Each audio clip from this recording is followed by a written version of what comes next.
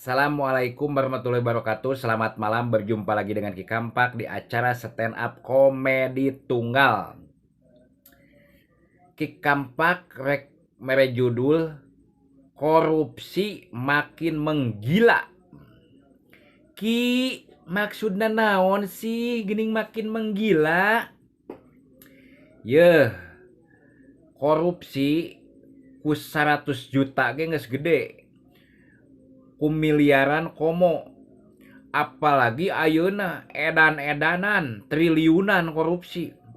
Nu ti heula beunang nu jalan-jalan ke Amerika, ka mana nikah di Amerika 27 triliun. Aya deui ayeuna hampir 1000 triliunan. Nepikeun ka menta maaf pingpinanna ge ngabohongan ka rakyat karena BBM teh ternyata di dinya di atas namakeun dioplos kieu BBM alus padahal mah sarua wae. Ampun rakus-rakus teuing atuh maraneh-maneh teh karunya rakyat motor loba nu ruksak akibat naon dibohongan ku maraneh.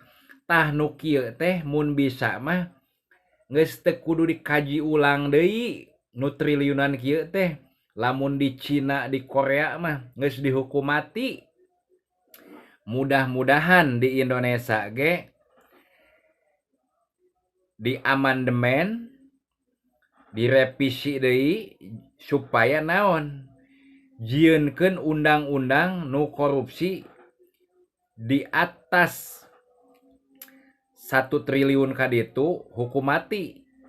Lamun anu miliaran hukum seberat-beratna sarua ulah sampai nepikeun ka istilahna kangeunahan dibui aset-asetna disita ge da aya keneh loba keneh paling ngedendaana teu sesuai jeung hasil korupsina.